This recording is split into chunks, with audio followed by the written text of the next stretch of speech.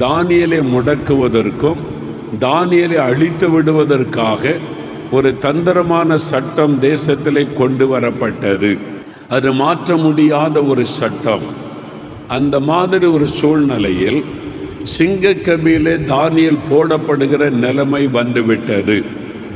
ராஜாவுடைய உள்ளம் துக்கப்பட்டது. தானியேல் உண்மையுள்ள மனிதன், இவனால் நம்ம நாட்டுக்கு எவ்வளவு ஆசீர்வாதம், இப்பொழுது அவனையே சிங்கக்கபிலே போடுகிற சூழ்நிலை வந்துவிட்டது. ஆனால் தானியேல் இடைவிடாமல் தேவனை விசுவாசித்து துதித்து கொண்டிருப்பார், ஜெபித்து கொண்டிருப்பார், ஆராதித்து கொண்டிருப்பார். எதை செய்தாலும் ஜெபம் பண்ணி செய்வார், ஆண்டவருக்கு பிரியமாய் வாழுவார். இதையெல்லாம் ராஜா அறிந்திருந்ததுனால ஒரு வார்த்தை சொல்லுகிறார், தானியேலே, நீ இடைவிடாமல் ஆராதிக்கிற உன் தேவன் உன்னை தப்புவிக்க வல்லவராயிருக்கிறார். நீ ஆராதிக்கிற தேவன் வல்லமை உள்ளவர். இந்த சிங்கத்தின் வாயிலிருந்து உன்னை தப்புவிப்பார். சிங்கங்கள் சேதப்படுத்தாதபடி உன்னை தப்புவிப்பார். இந்த பொல்லாத மனிதர்கள் கையிலிருந்து உன்னை தப்புவிப்பார். ஏனென்றால் நீ இடைவிடாமல் அவரை ஆராதித்து கொண்டிருக்கிறாய். அவசரத்திற்கு தானியேல் ஜெபிக்கிற ஆள் கிடையாது. நம்ம எப்போ ஜெபம் பண்ணுறோம்? ஒரு வியாதி வந்துட்டா ரொம்ப சின்சியராக ஜெபம் பண்ணுறோம். ஒரு பிரச்சனை வந்துட்டா உபவாசம் பண்ணி ஜெபம் பண்ணுகிறோம். வீட்டுக்குள்ளே ஒரு குழப்பம் வந்துட்டு, தடை வந்துட்டு, கடன் பிரச்சனை நெருக்கம்னு சொல்லிட்டா அப்போ தான் சீரியஸாக ஜெபம் பண்ணுகிறோம், ஒரு நன்மைக்காக, ஒரு ஆசீர்வாதத்துக்காக. தானியேல் அப்படி அல்ல. தானியேல் ஒரு அவசர தேவைக்காக ஜெபிக்கிற மனிதர் அல்ல. எப்பொழுதும் ஆண்டவரை துதித்து ஸ்தோத்தரித்து கொண்டே இருக்கிறவர், ஆராதித்து கொண்டே இருக்கிறவர். அவர் எப்பொழுதும் ஜெபித்து ஆண்டவருக்கு நன்றி சொல்லுகிற பழக்கம் உடையவர். தானியேல் 6ஆம் அதிகாரம் 10ஆம் வசனத்தில் தினம் 3 வேளை முழங்கால் படியிட்டு ஜெபம் பண்ணி ஆண்டவருக்கு ஸ்தோத்திரம் செலுத்துவாராம். அந்த மாதிரி ஒரு பழக்கம் உள்ளவர் தானியேல். அதனால ராஜா சொல்லுகிறான், நீ இடைவிடாமல் உன் தேவனை நம்பி இருக்கிறாய், அவரை நோக்கி ஜெபம் பண்ணுகிறாய், அவரை துதித்து கொண்டிருக்கிறாய், ஆண்டவருக்கு நன்றி சொல்லி கொண்டிருக்கிறாய், நீ எப்பொழுதும் ஆராதித்து கொண்டே இருக்கிறாய். அதனால் அந்த தேவன் உன்னை தப்புவிப்பார் என்பதாய் சொல்லுகிறார். அதே மாதிரி சிங்கத்தின் வாய் கட்டப்பட்டது. சிங்கங்கள் தானியேலை சேதப்படுத்தவில்லை. அந்த ஆபத்திலிருந்து கர்த்தர் வெளியே கொண்டு வந்து அவரை தப்புவித்தார் என்ற சரித்திரம் தானியேல் 6ஆம் அதிகாரத்தில் எழுதப்பட்டிருக்கிறது. இன்றைக்கு ஆண்டவர் உங்களை பார்த்து சொல்றார், என் பிள்ளைகளே, என்னுடைய ஜனமே, இடைவிடாமல் நீங்கள் தானியேலை போல ஆராதித்தால் நீங்கள் தப்புவிக்கப்படுவீர்கள், நீங்கள் ஜெயம் பெறுவீர்கள், நீங்கள் சுகம் பெறுவீர்கள், நீங்கள் விடுதலை பெற்றுக் கொள்ளுவீர்கள். நீங்கள் இடைவிடாமல் ஆராதிக்கிறவர்களாக இருக்கணும், தேவனை துதித்து ஸ்தோத்தரிக்கிறவர்களாக இருக்கணும்.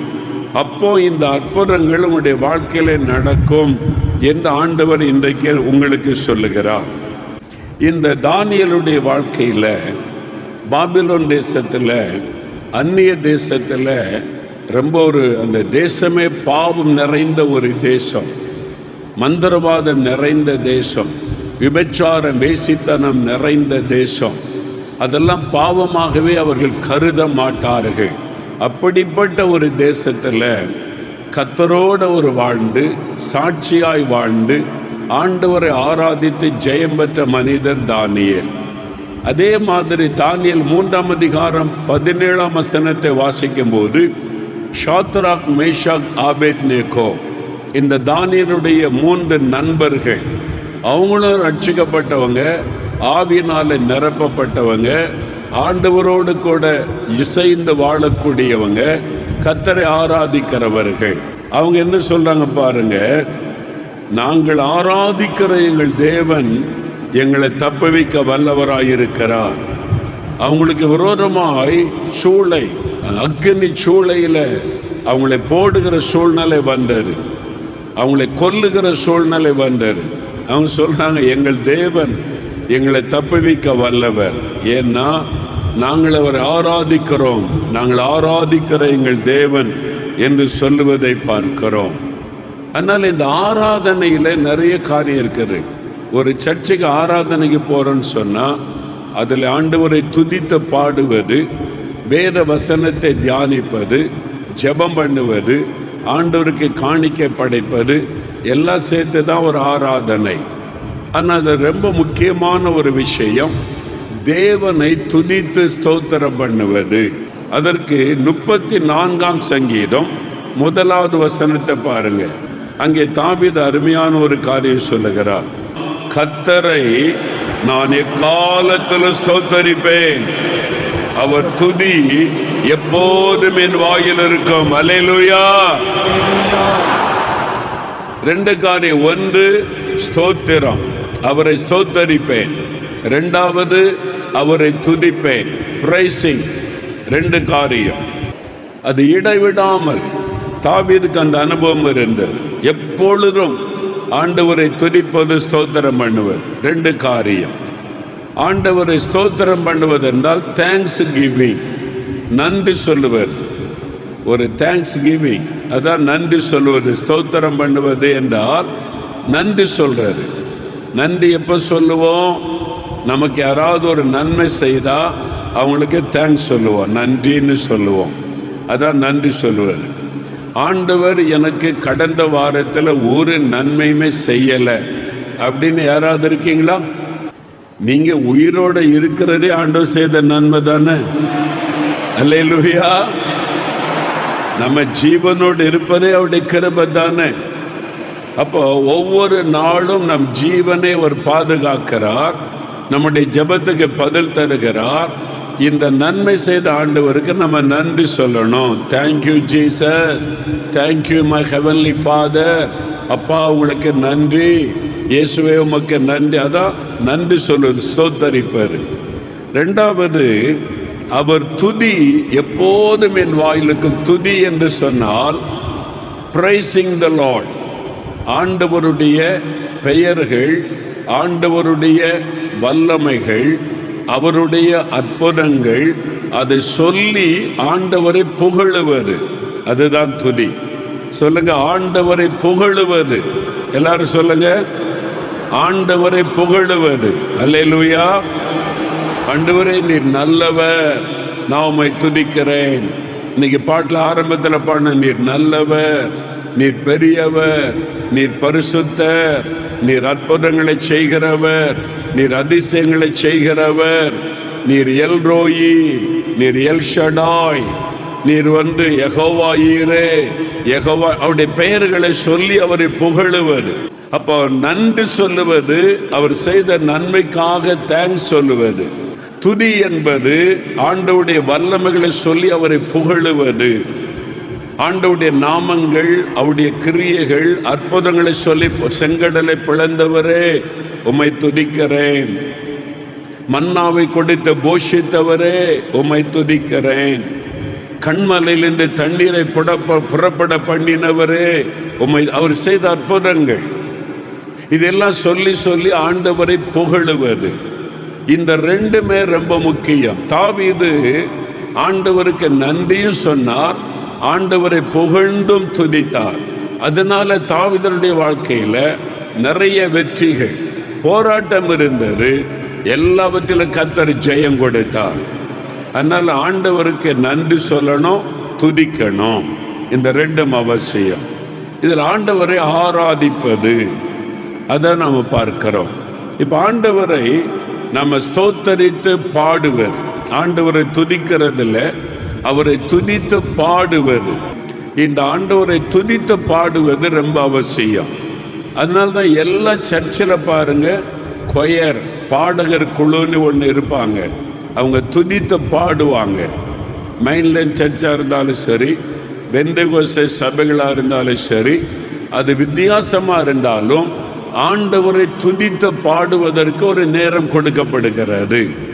நிறைய பேர் இந்த நேரத்தை பயன்படுத்துவதில்லை.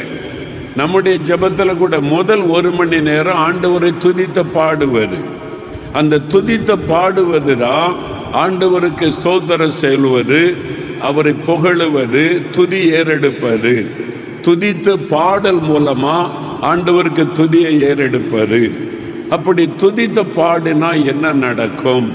ஒரு 3 சம்பவத்தை பார்த்துட்டு நம்ம துதித்து பாட போகிறோம். நம்ம ஆலயத்தில் மாத்திரம் இல்ல, உங்க வீட்டிலேயும் துதி பாடல் சத்தம் எழும்பணும். அல்லேலூயா சொல்லுங்க. அதனால தான் சொல்றேன், உங்க வீட்டில் காலையில் எழும்பி ஆண்டவரை துதிச்சு பாடுங்க. குடும்ப ஜெபத்தில் ஆண்டவரை துதித்து பாடுங்க. ஏனென்றால் நம்முடைய தேவன் துதிகளின் மத்தியிலே வாசம் பண்ணுகிறவர். நம்ம அவரை துதித்து பாடும்போது, உள்ளத்தின் ஆழத்திலிருந்து அவரை துதித்து பாடும்போது அவருடைய பிரசன்னம் அந்த இடத்துல இறங்கி வரும். அது வீடாக இருந்தாலும், ஒரு ஆலயமாக இருந்தாலும், ஒரு கட்டடமாக இருந்தாலும், ஒரு சின்ன கூட்டமாக இருந்தாலும், அது ஒரு பொது இடமாக இருந்தாலும், ஆண்டவரை துதித்து உண்மையாய் பாடும்போது அந்த இடத்துல தேவ பிரசன்னம் இறங்கி வரும். என்றால் நம்முடைய ஆண்டவருக்கு ஒரு பெயர் உண்டு, துதிகளின் மத்தியிலே வாசம் பண்ணுகிற தேவன். பரலோகத்திலே இரவும் பகலும் தேவதூதர்கள் நீர் பரிசுத்தர் பரிசுத்தர் பரிசுத்தர் பரிசுத்தர் என்று துதித்து கொண்டே இருக்கிறாங்க. அந்த துதிகளுக்கு மத்தியிலே வாசம் பண்ணுகிறார். அது ஒரு மனிதர்களால் சிருஷ்டிக்கப்பட்ட அவருடைய ஊழியக்காரர்கள். ஆனால் நாம் துதிப்பது, தூதர்கள் துதிப்பதை விட ஆண்டவருக்கு ரொம்ப பிரியம். அங்க பரலோகத்தில் அவரை துதிச்சுக்கிட்டே இருக்கிறாங்க. நம்ம 4 மாவட்டத்தில் ஜபரையில் கொடி வந்து ஆண்டவரை துதிச்ச உடனே பரலோகத்தின் தேவன் சிங்காசனத்தை விட்டு இறங்கி இங்கே வந்து விடுகிறார். அல்லேலூயா. தேவதூதல் கேட்டு இருப்பாங்க, என்ன ஆண்டவரே, நாங்க உண்மையா இருக்கிறோம் உமக்கு, நாங்க இரவும் பகலும் உங்களை பரிசுத்தமா துதித்து கொண்டு இருக்கிறோம். ஆனா இந்த மக்கள் ஒரு நாள் துதிக்கிறான், அடுத்த நாள் முறுமுறுக்கிறான். ஒரு நாள் சந்தோஷமா இயேசு நல்லவர் என்றான், அடுத்த நாள் ஆண்டவர் என்ன செய்துட்டார் என்றான். இந்த மாதிரி ஜனங்கள் துதிக்கிறாங்கன்னு எங்களை விட்டுட்டு நீங்க அங்க போயிடுறீங்களே மக்கள் மத்தியில அப்படி சொன்ன அவர் என்ன சொல்லுவாரு, நீங்கெல்லாம் என்னால சிருஷ்டிக்கப்பட்ட ஊழியர்கள், ஆனா இவங்கெல்லாம் என் ரத்தத்தினால் கழுவப்பட்ட என் பிள்ளைகள். அல்லேலூயா அல்லேலூயா. அதனாலதான் நம்முடைய துதிதான் ஆண்டவருக்கு ரொம்ப பிரியம். தூதர்கள் துதிப்பதை விட என் பிள்ளைங்க என்னை துதிக்கிறாங்க, என் மகள் என்னை துதிக்கிறாள், என் மகன் என்னை துதிக்கிறான். என் ரத்தத்தினால் கழுவப்பட்டவர்கள், என்னை அனுபவிக்கிறவர்கள், என் மேல உள்ள அன்பினால் என்னை துதிக்கிறாங்க. இந்த துதி தான் ஆண்டவருக்கு ரொம்ப பிரியம். அதனால நம்ம துதிக்க ஆரம்பிச்ச உடனே அவர் இறங்கி வருகிறார். நம்முடைய துதிகளின் மத்தியிலே அவர் வாசம் பண்ணுகிறார். அதனால தான் எங்க நம்ம கூடினாலும் முதலாவது துதி ஸ்தோத்திர பாடல்களை நம்ம பாடி ஆண்டவரை புகழுகிறோம். உங்க வீட்டில் குடும்ப ஜபத்தில் எல்லாம் இதை கடைபிடிச்சிங்கன்னா உங்க வீட்டுக்குள்ள ஆண்டவருடைய பிரசன்னம் இறங்கும். இன்றைக்கு ஆண்டவரை துதித்து நம்ம பாட போகிறோம். அதுக்கு முன்னால அவரை துதித்து பாடும்போது என்ன நடக்கும்? ஒரு 3 சம்பவங்கள் பைபிள் இருக்குது. அதை நம்ம தியானித்து நாமும் இன்றைக்கு துதித்து பாடி அற்புதங்களை பெற்றுக்கொள்ள போகிறோம். அல்லேலூயா. முதலாவது கவனிங்க, வேத புஸ்தகத்தில் 2 நாளாகமும் 5ஆம் அதிகாரம் 13-14 வசனங்களை வாசிக்க கேட்போம். அவர்கள் ஒருமிக்க பூரிகைகளை ஊதி ஏக சத்தமாய் கர்த்தரை துதித்து ஸ்தோத்தரித்து பாடினார்கள். ஆசாரியர் பரிசுத்த ஸ்தலத்திலிருந்து புறப்படுகையிலும் பாடகர் பூரிகைகள், தாளங்கள், கீத வாத்தியங்களுடைய சத்தத்தை தொனிக்க பண்ணி கர்த்தர் நல்லவர், அவர் கிருபை என்றும் உள்ளது என்று அவரை ஸ்தோத்தரிக்கையிலும் கர்த்தருடைய வீடாகிய தேவாலயம் மேகத்தினால் நிறையப்பட்டது. அந்த மேகத்தின் நிமித்தம் ஆசாரியர்கள் ஊழியம் செய்து நிற்கக்கூடாமற் போயிற்று. கர்த்தருடைய மகிமை தேவனுடைய ஆலயத்தை நிரப்பிற்று. இங்கே சாலமோன் எருசலேமிலே தேவனுக்கு ஒரு பிரம்மாண்டமான ஆலயத்தை கட்டினார். உலகத்திலேயே மிக பிரம்மாண்டமாய் அதிக செலவில் அவ்வளவு பிரம்மாண்டமாய் கட்டப்பட்ட முதல் ஆலயம் தேவனுக்காக கட்டப்பட்ட எருசலேம் தேவாலயம் தான். அதில் டன் கணக்கில் கோல்டு, தங்கம் பயன்படுத்தப்பட்டது, டன் கணக்கில் வெள்ளி பயன்படுத்தப்பட்டது, வெண்கலம் பயன்படுத்தப்பட்டது. அதில் பயன்படுத்தப்பட்ட மரங்கள் எல்லாம் வேற சிரியா தேசத்திலேருந்து கடல் மார்க்கமாய் கொண்டு வரப்பட்டது.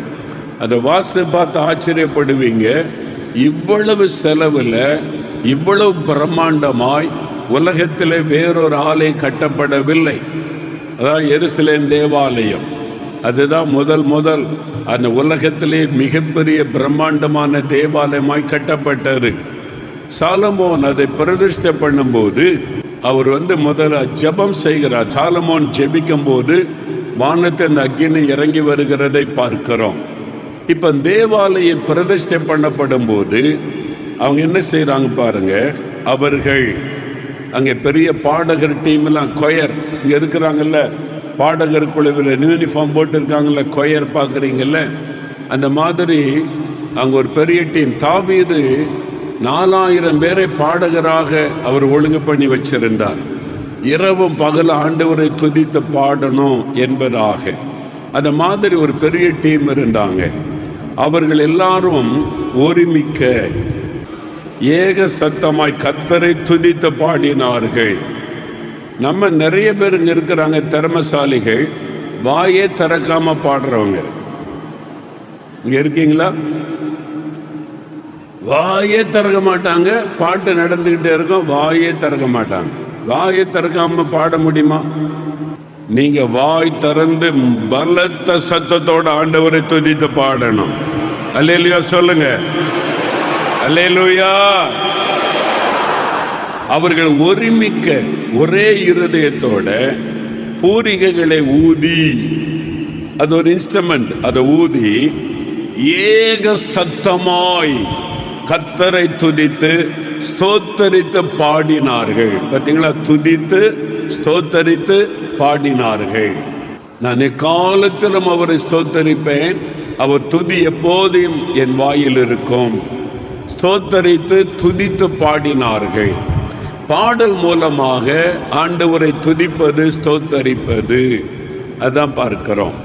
இப்போ அவங்க எல்லாம் ஒருமிக்க தேவாலயத்தை சுற்றிலும் திரள் கூட்ட மக்கள், தேசமே கூடி இருக்கிறது. சாலமோன் ராஜா இருக்கிறார், இராணுவம் இருக்கிறது, அந்த அரண்மனையில் பணி செய்கிறவங்க இருக்கிறாங்க, அரசாங்கத்தின் பெரிய பெரிய அதிகாரிகள் இருக்கிறாங்க, ஆசாரியர்கள் இருக்கிறாங்க, மக்கள் எல்லாம் கூடி இருக்கிறாங்க தேவாலயத்தை பிரதிஷ்டை பண்ண. அவங்கெல்லாம் ஒருமிக்க ஒருமனப்பட்டவர்களாய் ஏக சத்தமாய் கர்த்தரை துதித்து பாடினார்கள். அப்ப என்ன பாடுறாங்க? கர்த்தர் நல்லவர், அவர் கிருபை என்றும் உள்ளது என்று அவரை ஸ்தோத்தரிக்கையில். எப்படி ஆண்டவரை துதித்து பாடினாங்களா? கர்த்தர் நல்லவர், அவர் கிருபை என்றும் உள்ளது. எல்லாம் வலதுகரம் வைத்து சொல்லுங்க. கர்த்தர் நல்லவர், அவர் கிருபை என்றும் உள்ளது. இதான் பாட்டு. கர்த்தர் நல்லவர், கிருபை என்றும் உள்ளது. கர்த்தர் நல்லவர், அவர் கிருபை என்றும் உள்ளது. கர்த்தர் நல்லவர், அவர் கிருபை என்றும் உள்ளது. இதான் அவங்க பாட்டு. அவங்க எல்லாம் ஒன்று சேர்ந்து அப்படி அவரை ஸ்தோத்தரித்து பாடும்போது கர்த்தருடைய வீடாகிய தேவாலயம் மேகத்தினால் நிறையப்பட்டது.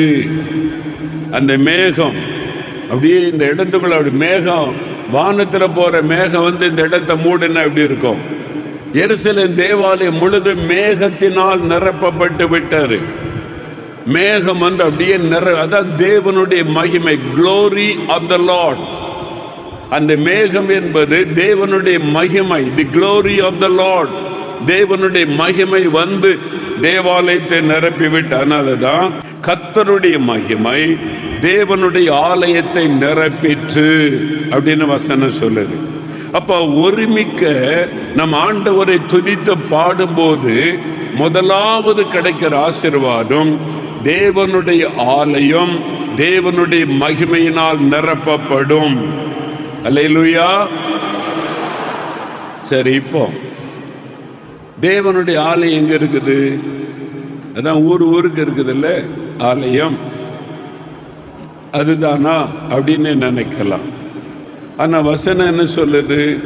அப்போஸ்தலர் 7:48 மனிதன் கைகளினால் கட்டின ஆலயத்தில் தேவன் வாசம் பண்ணுவது இல்லை. என்னடா இது? நம்ம எக்கச்சக்கமா பணம் போட்டு ஆலயத்தை கட்டி பிரதிஷ்டை பண்ணி கர்த்தர் வாசம் பண்ணுகிறான்னு சொல்றோம். வசனம் சொல்றது மனிதன் கைகளினால் கட்டின ஆலயத்தில் தேவன் வாசம் பண்ணுவது இல்லை. அப்புறம் எதுக்கு ஆலயம் கட்டுகிறோம்? கூடி வந்து கர்த்தரை ஆராதிக்க, அவரை துதித்து பாட, கூடி வந்து ஆராதிக்கும் போது தேவ மகிமை ஆலயத்துக்குள்ள இறங்கி வரும். அல்லேலூயா. அதுக்கு தான் ஆலயம், அதுக்கு தான் சபை, அதுக்கு தான் ஆராதனை. கூடி வந்து பாடி துதித்த கர்த்தரை ஆராதிக்கும் போது அந்த இடத்துக்குள்ள தேவ மகிமை இறங்கி வரும். சரி, மனிதன் கைகளினால் கட்டின ஆலயத்தில் தேவன் வாசம் பண்ணுவது இல்லை. அப்ப எங்க வாசம் பண்ணுகிறார்? 1 கொரிந்தியர் 3:16-17 வாசிக்க கேட்போம். நீங்கள் தேவனுடைய ஆலயமாய் இருக்கிறீர்கள் என்றும் தேவனுடைய ஆவி உங்களில் வாசமாய் இருக்கிறார் என்றும் அறியாதிருக்கிறீர்களா? ஒருவன் தேவனுடைய ஆலயத்தை கெடுத்தால் அவனை தேவன் கெடுப்பார். தேவனுடைய ஆலயம் பரிசுத்தமாய் இருக்கிறது, நீங்களே அந்த ஆலயம். நீங்களே அந்த ஆலயம். அல்லேலூயா சொல்லுங்க. அல்லேலூயா. உங்கள் சரீரமே பரிசுத்த ஆவியானவர் வந்து தங்கக்கூடிய வாசம் பண்ணுகிற ஆலயம். அப்ப எங்க தேவனுடைய ஆலயம் எங்க இருக்குது? இன்னும் பயம். வசனத்தை வாசி கேட்ட பிறகு கூட யார் தேவனுடைய ஆலயம்? நான் தான் தேவனுடைய ஆலயம். அல்லேலூயா சொல்லுங்க. என் சரீரம் தான் தேவனுடைய ஆலயம். மனிதன் கட்டி இருக்கிற கட்டடம் அல்ல. தேவன் வாசம் பண்ணக்கூடிய ஆலயம் என்பது மனிதர்கள், நம்முடைய சரீரம் தான் தேவனுடைய ஆலயம் என்று வசனம் சொல்லுகிறாரு. அப்ப இயேசு வாசம் பண்ணுகிற இடம் எது? உங்களுடைய சரீரம். நீங்கள் தான் தேவனுடைய ஆலயம். உங்களுக்குள் தான் அவர் வாசம் பண்ண விரும்புகிறார். அல்லேலூயா. தேவனுடைய ஆலயம் பரிசுத்தமாயிருக்கிறது. அதனால தான் புகை பிடிக்காதங்க, மதுபானம் குடிக்காதங்க, போதை வஸ்துகளை போடாதங்க, பீடி பிடிக்காதங்க, பொடி போடாதங்க. என்ன காரணம்? நம்முடைய இது தேவனுடைய ஆலயம். உங்களுடைய சரீரம் தேவனுடைய ஆலயம். அங்கதான் வந்து ஆண்டவர் வாசம் பண்ணுகிறார். அங்கதான் பரிசுத்த ஆவியானவர் வந்து நிரப்பி உங்களுக்குள்ள வாசம் பண்ணுகிறார். இந்த ஆலயத்தை நீங்க கெடுத்துட்டீங்கன்னா தேவன் உங்களை கெடுத்து போடுவார். அது பரிசுத்தமா இருக்கணுமே. அப்ப நம்முடைய சரீரம் தான் இயேசு வாசம் பண்ணுகிற ஆலயம்.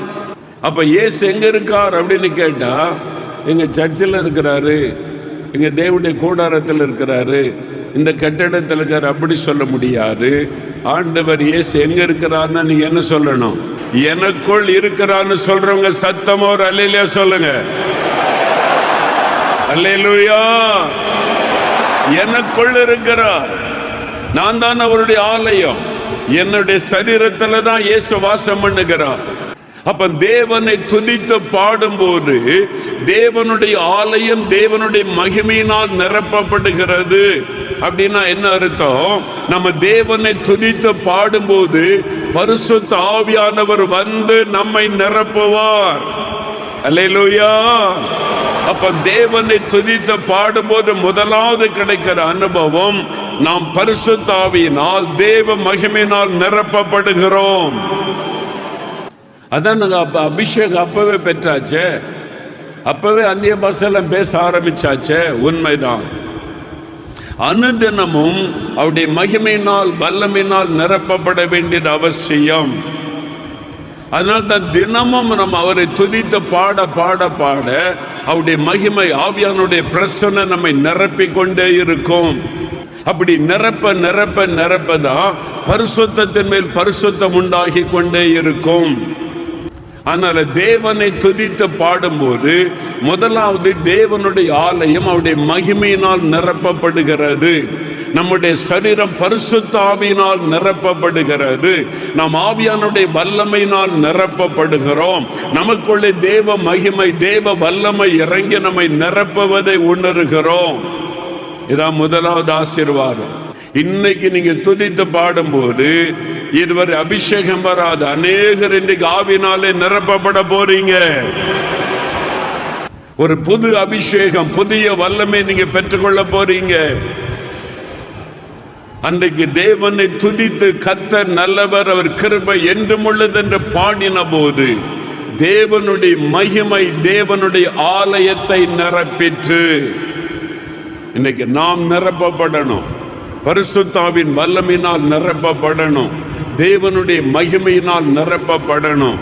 அதற்கு அவரை துதித்து நம்ம பாட வேண்டும். அதான் முதலாவது. இரண்டாவது ஒரு அனுபவம் பாருங்க. இதே 2 நாளாகமும் 20ஆம் அதிகாரம் 22வது வசனம்.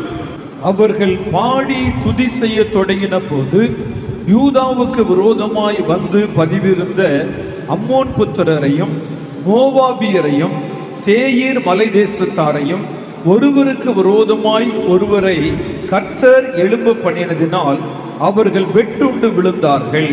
அவர்கள் பாடி துதி செய்ய தொடங்கின போது, நீங்க பார்த்தீங்களா, பாட்டு பாடி ஆண்டவரை துதிக்கிறாங்க. அப்போ ஒரு காரியம் நடக்கிறது. என்ன நடக்கிறது? சத்துருக்கள் அழிக்கப்படுகிறார்கள். சத்துருக்கள் அழிக்கப்பட்டு கொல்லப்பட்டு இல்லாமல் போகிறார்கள். யோசபாத் என்கிற ஒரு ராஜா. இந்த யோசபாத் கர்த்தருக்கு பயந்து நடக்கிற நல்ல தேவ மனிதர். அவருக்கு விரோதமா 3 ராஜாக்கள் ஒன்று சேர்ந்து வர்றாங்க. மோவாப் தேசத்து ராஜா, அம்மோன் தேசத்து ராஜா, சேயீர் மலை தேசம் அங்க இருக்கிற ராஜா, 3 பேரும் ஒன்னா கூடி இந்த யோசபாத்தை நம்ம அழிச்சிடணும், எருசலேமை நம்ம பிடிச்சிடணும், யோசபாத் ஆட்சி பண்ணுகிற யூதேயா தேசத்தை நம்ம வந்து கைப்பற்றணும்னு சொல்லி 3 ராஜாக்கள் இராணுவம் ஒன்று சேருது. எல்லாம் பெரிய பெரிய இராணுவம். அம்மோன் புத்திரர், மோவாபியர், சேயீர் மலை தேசத்தார், பெரிய இராணுவம். 3 இராணுவம் ஒன்று சேர்ந்தா எண்ண முடியாத லட்சக்கணக்கான போர் வீரர்கள். கடற்கரை மணலத்தனையா கூட்டினாங்களாம். அப்படின்னா எண்ண முடியல, அவ்வளோ லட்சக்கணக்காக வர்றாங்க. யோசபாத்துக்கு விரோதமாய். யோசபாத்து சண்டைக்கு போனாரா? அவர் பாட்டில் அவர் கர்த்தரை துதிக்கிறாரு, ஜெபிக்கிறாரு, அவர் நாட்டை பார்த்துக்கிட்டு அவர் பாட்டில் சும்மா இருக்கிறார். ஆனால் இவங்க பாருங்க, 3 பேர் எழும்பி யுத்தம் பண்ண வர்றாங்க. நீங்கள் உங்கள் பாட்டில் பைபிள் வாசிப்பீங்க, ஜெபிப்பீங்க, வேலைக்கு போவீங்க, வருவீங்க. திடீர்னு எதிர் வீட்டுக்காரன், பக்கத்து வீட்டுக்காரன், பக்கத்து தெருக்காரன் உங்களுக்கு ஒரு விதமாக பேசிக்கிட்டே இருப்பான், திட்டிக்கிட்டே இருப்பான், உங்களை டிஸ்டர்ப் பண்ணிக்கிட்டே இருப்பான். அவங்களுக்கு உங்களுக்கு என்ன சம்பந்தம்? நீங்கள் ஆண்டவர் உண்டு நம்ம உண்டுன்னு இருந்தால் அவன் சும்மா இருக்க மாட்டேங்கிறான். எதனால? இதுதான் உலகம். பொறாமையினால சம்பந்தம் இல்லாதவங்களாம் நம்மளை எதிர்ப்பாங்க, திட்டுவாங்க, பேசுவாங்க. நீங்கள் நல்லா இருந்தால் உங்களுக்கு பிடிக்காது. நீங்கள் கணவன் மனைவி சந்தோஷமாக வெளியே போயிட்டு வாங்க, பக்கத்து வீட்டுக்காரன் பக்கத்து வீட்டுக்காரி ஒரு மாதிரி பார்ப்பாங்க. பார்த்துருக்கீங்களா? இவங்க எப்பண்டா சண்டை போடுவாங்க அப்படின்னு. இந்த மாதிரி இருதயம் கொண்ட மக்கள் தான் நம்ம சுற்றிலும் இருக்கிறாங்க. பொல்லாத இருதயம் கொண்ட மக்கள் மத்தியிலே வாழுகிறோம். இது கடைசி காலம். அப்படிதான் இருக்கும். நமக்கு ஒரு எவனோ உட்காந்து யூடியூப்பில் பேசுகிறான், யாருன்னே தெரில, ரொம்ப தெரிஞ்ச மாதிரி தாறுமாற பேசுகிறான். அவனுக்கு எனக்கு என்ன சம்பந்தம்? ஒரு சம்பந்தம் இல்லை. நான் பார்த்ததும் இல்லை, பேசினதும் இல்லை, இங்கே வந்ததும் இல்லை. நிறைய உட்காந்து பேசுகிறான். அதான் உலகம். காரணமில்லாமல் நம்ம பகைக்கிறவங்க எழும்புவாங்க. நீங்கள் வேலை செய்கிற இடத்துல, வசிக்கிற இடத்துல, பிஸ்னஸ் பண்ணுற இடத்துல உங்கள்கிட்ட வந்து நல்லா பேசுவாங்க. உங்கள் பிஸ்னஸ்லாம் எப்படிங்க நடக்குது? நல்லா நடக்குதுங்க. அப்படியா? அப்படின்ட்டு போவான். நீங்கள் என்ன, நான் அந்த தெருவில் கடை வச்சுருக்கேன், நானும் இந்த மாதிரி தான் கடை வச்சுருக்கேன்பா. நேராக மந்திரவாதிக்கிட்ட போய் 5000 ரூபா 10 ரூபா கொடுத்து இவன் கடை வியாபாரத்தை ஓச்சிறேன்னு மந்திரவாதம் பண்ணுவான். உங்கள்கிட்ட வந்து எப்படி இருக்கீங்க, நல்லா இருக்கீங்களா வேஷம் போடுவான். இதுதான் கடைசி காலம். மனிதர்கள் கடைசி காலத்தில் இப்படி தான் இருப்பாங்க.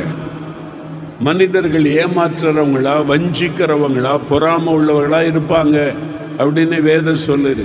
பைபிளை தூக்கிட்டு சுத்துற ஊழியக்காரங்களே எப்படி இருக்காங்களே, உலக மனிதன் எப்படி இருப்பான்? அதனால இது கடைசி காலம். உங்களை பகைக்கிறாங்க, திட்டுறாங்க, உங்களுக்கு விரோதமாக மந்திரவாதம் பண்ணுறாங்கன்னு ஆச்சரியப்படாதங்க. ஏன்னா கடைசி காலத்தில் மனிதர்கள் இப்படி தான் இருப்பாங்க.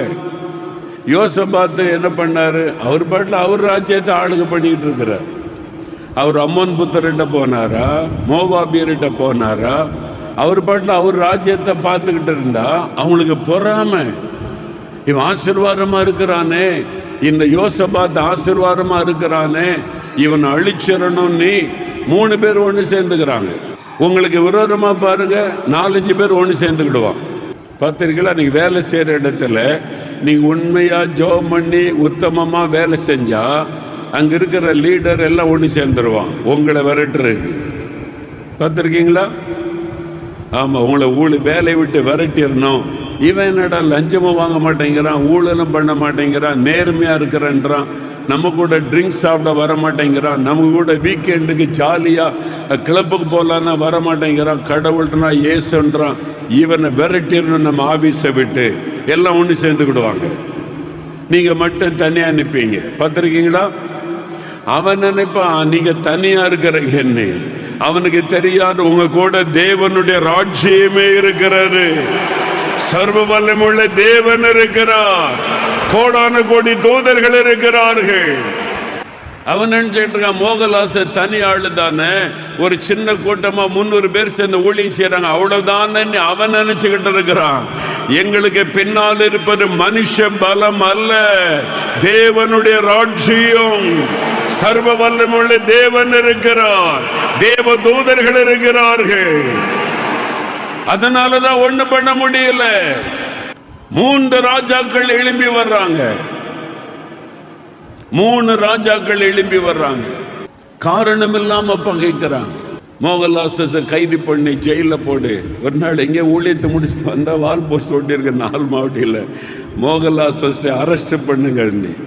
நம்ம என்னடா தப்பு பண்ணோம்? நம்ம என்ன லஞ்சம் வாங்கினோமா, ஊழல் பண்ணோமா, சொத்து சேர்த்தோமா, என்னவோ அரெஸ்ட் பண்ணுங்கன்னு வால் போஸ்ட் ஓட்டியிருக்கன்னு பார்த்தா அதே ஒரு அமைப்பு. அதுக்குன்னே சில அமைப்புகள் இருக்கு. லஞ்சம் வாங்கிட்டு பணத்துக்காக இப்படி வேலை செய்யறதுக்கு ஒரு கூட்டம் அலையிறாங்க. பணம் வாங்கிட்டு குடிச்சிட்டு குடிகாரனா சுத்திக்கிட்டு இருப்பான். குடிகாரெல்லாம் எழுப்பி நம்மளை ஜெயிக்க முடியுமா? அல்லேலூயா சொல்லுங்க. பயப்படாதங்க. நம்முடைய தேவன் பரிசுத்தம் உள்ள தேவன். குடிகாரெல்லாம் எழுப்பி நம்மளை வெற்றி பெற்றா அப்புறம் நம்மோடு கூட இருக்கிற ஆண்டவருக்கு என்ன மரியாதை? அவனால வால் போஸ்ட் தான் ஓட்ட முடியும், அதுக்கு மேல ஒண்ணும் பண்ண முடியாது. அல்லேலூயா சொல்லுங்க. பரத்திலிருந்து கொடுக்கப்பட்டால் ஒழிய மோகலாசஸ் மேல ஒருத்தனை கை வைக்க முடியாது. கர்த்தர் அனுமதித்தால் தான் முடியும். எத்தனை பிளான் பண்ணாலும் முடியாது. அதுதான் உங்களுக்கும். நீங்க வேலை செய்யற இடத்துல, வசிக்கிற இடத்துல, பிசினஸ் பண்ற இடத்துல ஒருத்தனை உங்க மேல கை போட முடியாது. நீங்கள் ஆராதிக்கிற தேவன் உன்னதமான தேவன்.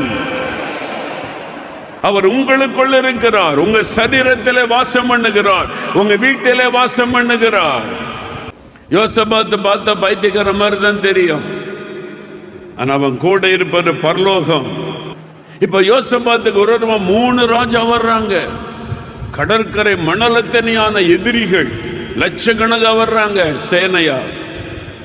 அந்த கூட்டத்தை பார்த்தா யுத்தம் பண்ணி ஜெயிக்க முடியாது. யோசபாத்தருடைய ராணுவம் சின்னது. முதல்ல அவருக்குள்ள ஒரு பயம் வருது. மனுஷன் தானே, ஒரு பயம் வருது.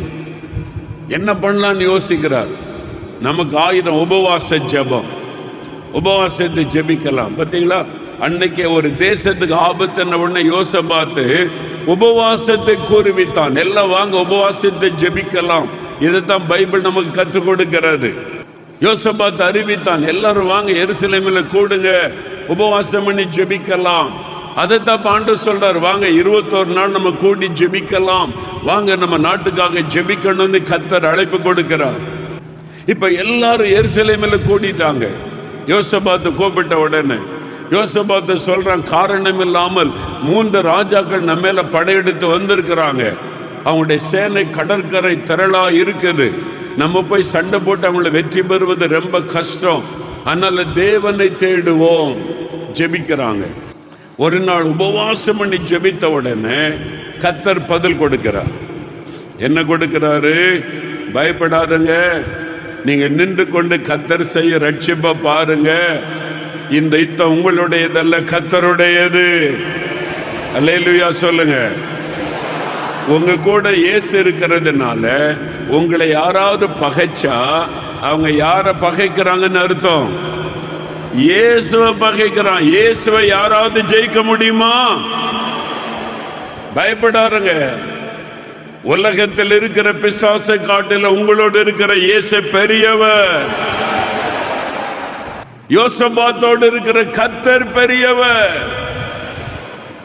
யோசபாத்தனுடைய ராணுவம் சின்னதா இருக்கலாம், ஆனா கண்ணுக்கு தெரியாத ஒரு பெரிய ராணுவம் இருக்கிறது. கோடான கோடி தேவதூதர்கள் அவங்க இறங்கி வருவாங்க. யோசபாத் உபவாச ஜெபம் கோரின உடனே கர்த்தர் சொன்னார், பயப்படாத, இந்த யுத்தம் என்னுடையது, நீங்க என்னுடைய பிள்ளைகள், இந்த தேசம் என்னுடையது, நான் யுத்தம் பண்றேன், நீங்க சும்மா இருங்கன்னு சொல்றார் ஆண்டவர். அப்ப நாங்க என்னதான் பண்ணணும்? யுத்தத்துக்கு வந்து நிக்கிறாங்களே, என்னதான் பண்ணணும் ஆண்டவரே? அப்போ ஆலோசனை பண்ண யோசபாத் ஜனங்களோட உட்கார்ந்து, கர்த்தர் சொல்றார் நான் யுத்தம் பண்றேன், நீங்க சும்மா இருங்கன்னு சொல்லிட்டாரு.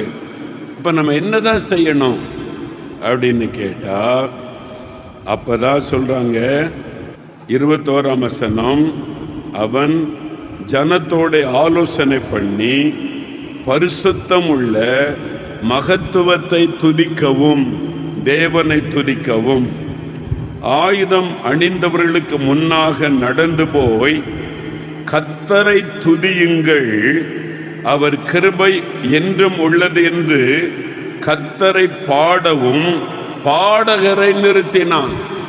யுத்த களத்தில் சண்டை போடுறதுக்கு ராணுவம் வந்து நின்னா யுத்த களத்தில் யார் தான் போய் நிற்கணும்?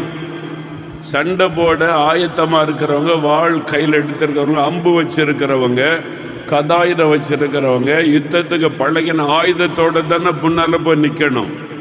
இங்க யோசபாத்து யாரை நிறுத்துற? பாடகரை கொண்டு போய் நிறுத்தினான். கொயர். யோசித்து பாருங்க. அப்ப நம்ம கொயரை கொண்டு போய் நிறுத்திட்டா வெற்றி கிடைச்சிருமா? இவங்கள தான் ஆண்டவர் முன்னால் பைபிள் இருக்குல்ல, யுத்த களத்தில் போருக்கு வந்து எல்லாம் நின்னா யோசபாத்து இந்த பாடகரை கொண்டு போய் முன்னால் நிறுத்திட்டான்.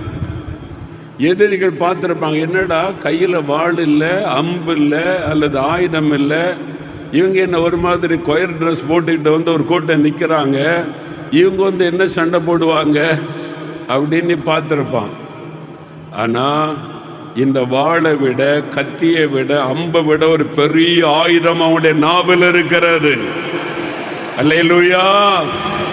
தேவனை துதித்து பாடுவது.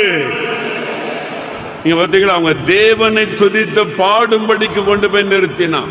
22ஆம் வசனம் பாருங்க, எல்லாம் கவனிங்க. அவங்க பாடி தேவனை துதி செய்ய தொடங்கின போது யூதாவுக்கு விரோதமாய் வந்து பதிவிருந்த அம்மோன் புத்திரரையும் மோவாபியரையும் சேயீர் மலதேசத்தாரையும் ஒருவருக்கு விரோதமாய் ஒருவரை கர்த்தர் எழும்ப பண்ணினதினால் அவர்கள் வெட்டுண்டு விழுந்தார்கள். அல்லேலூயா. கர்த்தர் யுத்தம் பண்ணினா அப்படிதான் இருக்கும். ஆமென் சொல்லுங்க. இவங்க வாள் எடுத்துட்டு போகல, அம்பு எடுத்துட்டு போகல, பட்டயத்தை கொண்டு போகல, வாயினால துதித்து பாடினாங்க, துதி செய்தாங்க, அவ்வளவுதான். ஒருவருக்கு விரோதமாய் ஒருவர் எழும்பி எல்லாரும் விட்டுண்டு விழுந்தார்கள். ஒருத்தங்க கூட தப்பல. நீங்க பாத்தீங்கன்னா அவ்வளவு பேர் மடிஞ்சு போனாங்க, ஒருத்தர் கூட தப்ப முடியல. 24ஆம் வசனம் சொல்லுகிறது, ஒருவனும் தப்பவில்லை. இந்தியாவில் ஆண்டவர் அப்படி யுத்தம் பண்ண போறாரு. நமக்கு விரோதமா எழும்பி வர்றான்ல, சர்ச்சை நடத்தாத, ஆலயம் நடத்தாத, பிரசங்கம் பண்ணாத, துண்டு சீட்டு கொடுக்காத எழும்பி வர்ற, நம்ம போய் சண்டை போட தேவையில்லை. துதித்த பாடினால் எல்லாரும் மடங்கடிக்கப்பட்டு விடுவார்கள், காணாமல் போய் விடுவார்கள்.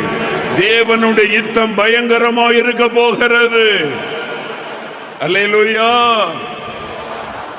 கண்ணுல பார்த்தா அவங்க பயங்கர கூட்டமா இருக்கிறாங்க, பெரிய சேனையா இருக்கிறாங்க, அழிச்சிருவாங்க, அப்படிதான் தெரியும். ஆனா துதித்த பாட ஆரம்பிச்சிட்டா ஒருவருக்கு ஒருவர் எழும்பி அடித்து கொண்டு எல்லாரும் மடிச்சிட்டாங்க, ஒருத்தரும் தப்பல்ல. இதான் கர்த்தர் செய்கிறார். அப்போ உங்களுக்கு விரோதமாய் பொல்லாத மனிதர்கள் எழும்புறாங்க. வசிக்கிற இடத்துல, கிராமத்தில், வேலையில், பிஸ்னஸ் பண்ணுற இடத்துல பொறாமை கொண்ட மக்கள் எழும்புறாங்க, விரோதமாக பேசுகிறாங்க, செய்கிறாங்க. ஆசீர்வாதத்தை தடுக்க நினச்சா நீங்கள் என்ன பண்ணணும்? வீட்டில் நல்லா துதித்து பாடணும். ஆமென் சொல்லுங்க. உங்கள் வீட்டில் துதியின் பாடல் சத்தம் எழும்பணும். நல்ல கர்த்தரை துதித்து பாடுங்க. எதிராளிகள் காணாமல் போய்விடுவார்கள், சத்துருக்கள் காணாமல் போய்விடுவார்கள், அவள் இல்லாமல் போய்விடுவார்கள். கர்த்தர் ஒரு பெரிய வெற்றியை உங்களுக்கு தரப்போகிறார். இன்னைக்கு நீங்க துதித்து பாடிட்டு போவீங்க, வீடு போய் சேர்றதுக்குள்ள சத்துருவெல்லாம் இருந்த இடம் தெரியாமல் காணாமல் போயிடுவாங்க. உங்களுக்கு விரோதமா எழும்பினவங்க ஊரை விட்டு ஓடி போயிடுவாங்க. சிலரை தேடினாலும் நீங்கள் பார்க்க முடியாது. வேதாகமத்தின் தேவன் இன்றைக்கும் உயிரோடு இருக்கிற ஆண்டவர். நான் பார்த்திருக்கிற நிறைய, நாங்க இதை கெட்ட விட மாட்டோம், மோகலாசை முடைக்கிறோம், இந்த ஊழியத்தை இல்லாமல் பண்ணி விடுவோம், இதுக்கு மேல செயல்பட விட மாட்டோம்னு பேசுறவங்க எல்லாம் இன்னைக்கு எங்கன்னே தெரியல. சிலர் உலகத்திலேயே இல்லை, காணாம போயிட்டாங்க. தேவனுக்கு விரோதமாக எழும்பி ஒருவரும் ஜெயிக்க முடியாது. நாங்க செய்தது அவரு துதித்து பாடினோம், அவ்வளவுதான். கர்த்தரை துதித்து பாடணும். கர்த்தர் நல்லவர், அவர் கிருபை என்றும் உள்ளது. கர்த்தர் நல்லவர், கிருபை என்றும் உள்ளது. கர்த்தர் நல்லவர், கிருபை என்றும் உள்ளது. நீங்க பாடி பாருங்க, பிசாசு ஓடுவான். துண்டு காண தொடிய காணம் என்று எல்லாம் ஓடி போய் விடுவான். உங்களுக்கு விரோதமாக எழும்புகிற சாத்தானுடைய கிரியைகள், பில்லி சொன்னிய வல்லமைகள் எல்லாம் அழிக்கப்பட்டு போய்விடும். இன்றைக்கு நீங்க துதித்து பாடுற பாடல்ல மந்திரவாதி ரத்தங்கைக்கு செத்து போயிடுவான். அல்லேலூயா சொல்லுங்க. உங்களுக்கு விரோதமாய் மந்திரவாதம் பண்றவன் இல்லாமல் போய்விடுவான், காணாமல் போய்விடுவான். அந்த குடும்பங்கள் நிர்மலமாகிவிடும்.